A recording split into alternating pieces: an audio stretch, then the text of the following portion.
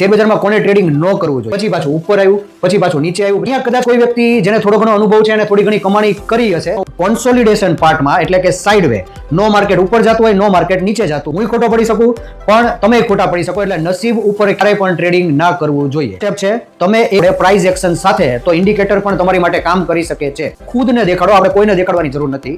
અને money management કરતા આવડે છે તે જ લોકોએ. તમે વિડીયોનું શીર્ષક તો જોઈ જ લીધું, શું શેર બજારમાં ખરેખર ટ્રેડિંગ કરવું જોઈએ.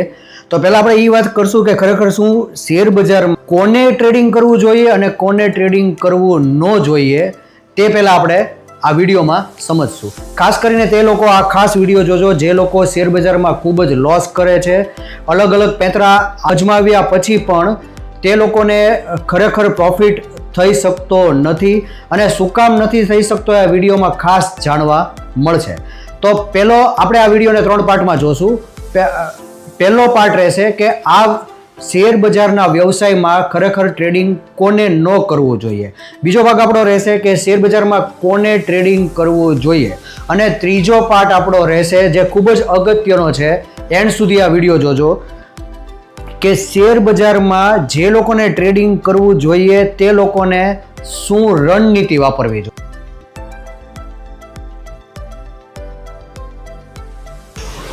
હવે શેર બજારમાં કોને ટ્રેડિંગ ન કરવું જોઈએ. પહેલું તો સિમ્પલ છે, જે બધાને ખબર છે, જે લોકો મહેનત કરવા તૈયાર ના હોય તેને શેર બજારમાં ટ્રેડિંગ ન કરવું જોઈએ. બીજું કે જે લોકો બીજાની સલાહ ઉપર હાલતા હોય તેમને ખાસ શેર બજારમાં ટ્રેડિંગ ના કરવું જોઈએ.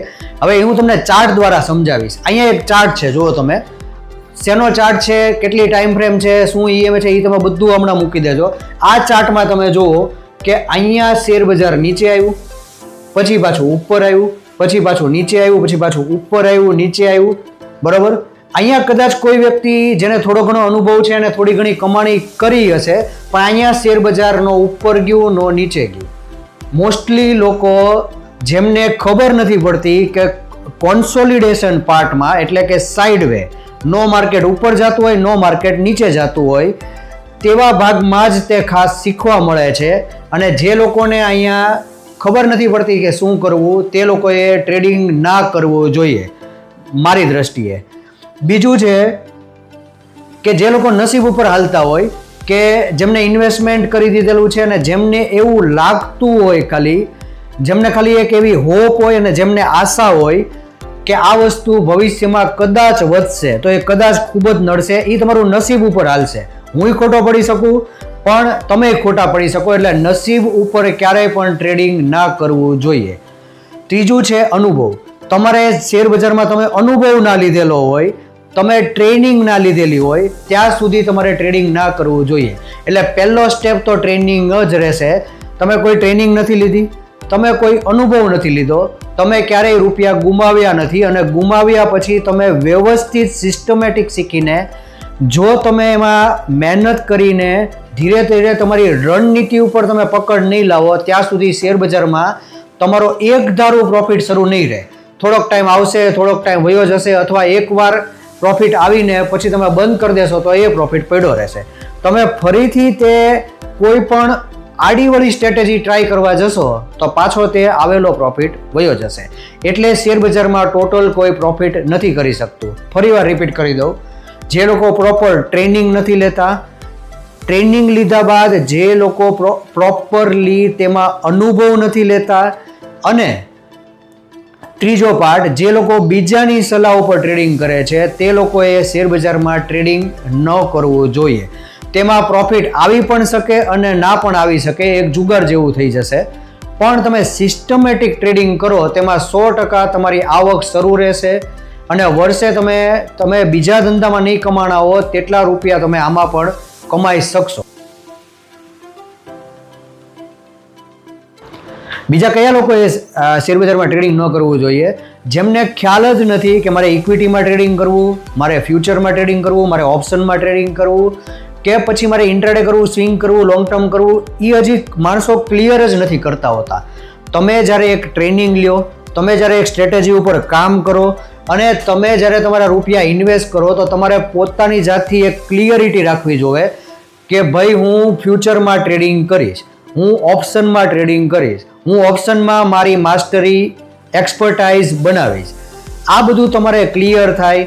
તમારી એક પર્ટિક્યુલર સ્ટ્રેટેજીમાં તમે જ્યારે એક્સપર્ટ થઈ જાઓ અને ધીરે ધીરે રૂપિયા આવતા થાય પછી જ તમારે શેરબજારમાં મોટી રકમથી ટ્રેડિંગ કરવું જોઈએ. ત્યાં સુધી તમારે એક નાની રકમમાં પ્રેક્ટિસ કરવી જોઈએ. નકર ક્યારેય તમારે મોટો લોસ થઈ જશે તે ખ્યાલ નહીં આવે. મારા ઘણા બધા વિદ્યાર્થીઓને આવું થયેલું છે અને પછી તે મારી સાથે જોઈન્ટ થયા છે અને અમે એને પૂરેપૂરું ગાઈડન્સ આપેલું છે અને પછી તે લોકોએ મોટી રકમ નાખીને ટ્રેડિંગ શરૂ કરેલ છે.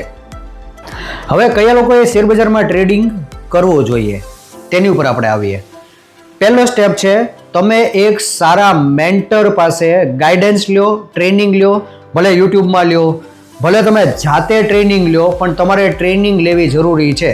હંમેશા કોઈ પણ વસ્તુ સમજવા માટે તેનો બેઝ ક્લિયર હોવો જરૂરી છે. તો બેઝ ક્લિયર કરવા માટે આમાં ઘણી બધી પેટર્ન્સ બનતી હોય છે. ડબલ ટોપ, ડબલ બોટમ, EMA ઇન્ડિકેટર્સ, તે બધું શીખવું તો જરૂરી છે જ. તે ઘણા લોકો મને એમ કહે છે ઇન્ડિકેટર કામ નથી કરતા. તો હું તે લોકોને ખાસ જવાબ દેવા માંગુ છું કે જો તમને તેનો ખરેખર ઉપયોગ કરતા આવડે પ્રાઇઝ એક્શન સાથે, તો ઇન્ડિકેટર પણ તમારી માટે કામ કરી શકે છે. તેને કામ કરવા માટે તમારે તેની ઇન્ડિકેટરની બેઝિક સમજવી જરૂરી છે. તમારે આ બધી પેટર્ન્સનું બેઝિક સમજવું જરૂરી છે.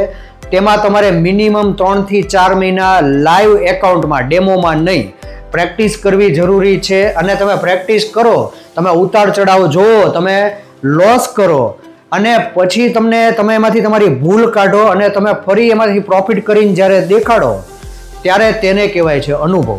તમે અનુભવ લઈ લ્યો પછી તમારે ટ્રેડિંગ કરવું જોઈએ. બીજું છે સિસ્ટમેટિક ટ્રેડિંગ.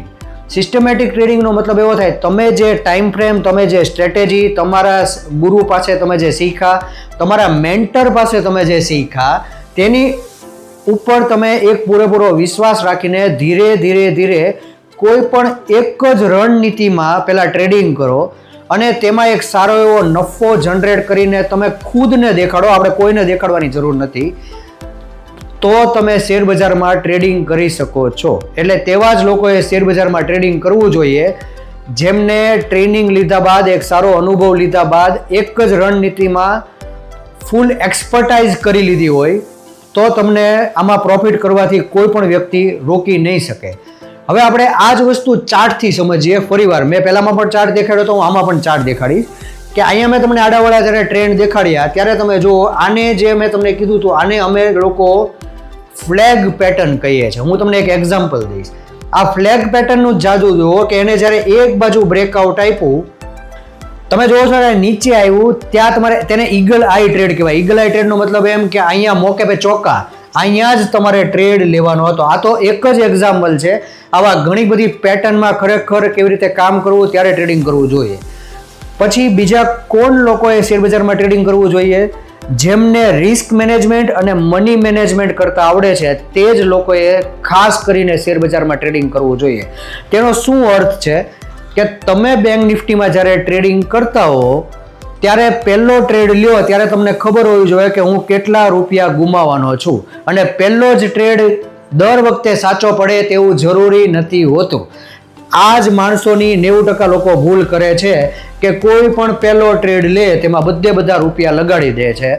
તો ખાસ કરીને તમે જે પહેલો ટ્રેડ લીધો તેમાં તમે કેટલા રૂપિયા ગુમાવવાના છો તે તમને ખ્યાલ હોવો જોઈએ.